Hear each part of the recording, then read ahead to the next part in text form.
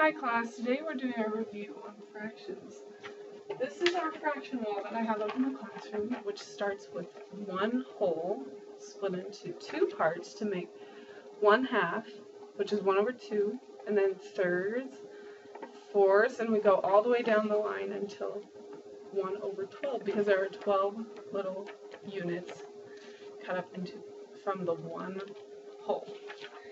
So we're going to go over the four models that I taught earlier in the week. The first one being the fraction bar. Remember, we draw one whole unit and split it into parts. I just split mine into fourths because there's 1, 2, 3, 4 parts.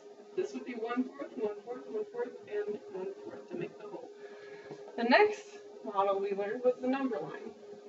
You draw your arrow line like this and separate it into segments like this until we say this is 1, this is 0, this is the whole part, and we split it up into fourths again.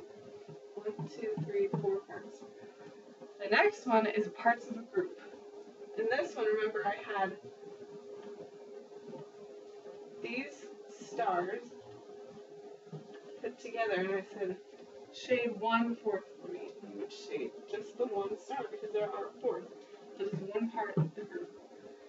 The last one I wanted to go over again was the circle model.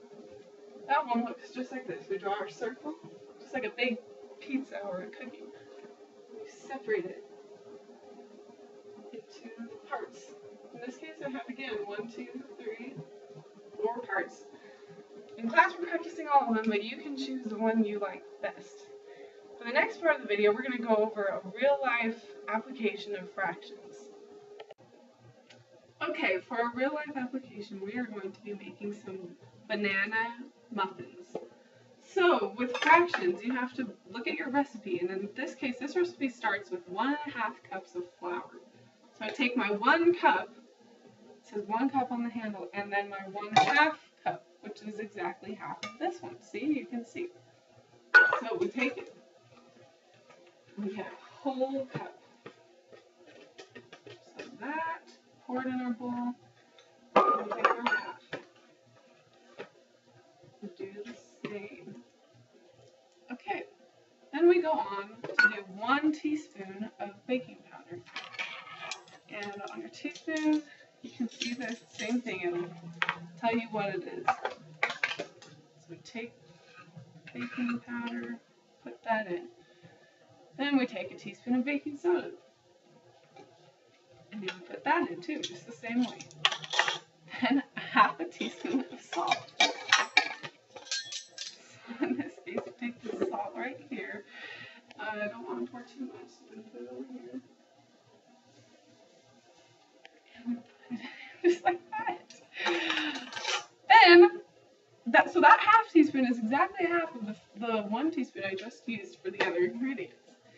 Next, we do 3/4 of a cup of sugar, and this one's a little trickier because sometimes they have a 3/4 cup measure, but in this case, I'm just using the 1/4, which is exactly 1/4 of the big cup, which is also 1/2 of our ½ cup, right here. So we take this, we do 3 of those, just like that. 1, 2, 3. So I just put 3/4 cup of sugar. And lastly, to show you how we use fractions in cooking as well, here is the butter. I want 1/3 of a cup. And usually on butter, it comes with the number line of fractions, just like I showed you in our example there. But this one has 8 tablespoons split up to be 1/2 of a cup in this case, because 2 of these is 1 cup. So we are going to do 1/3, which tells us that it's 5 1/3 tablespoons. So I'm going to count. We have 1, 2, 3, 4, 5, and I it to be 1/3. And there you have it. I cut it off, put some back in the fridge, and that one in our recipe. So that's how we use fractions every day. You're going to see them throughout your life, so it's important that we grasp the concept now and keep on practicing those fractions.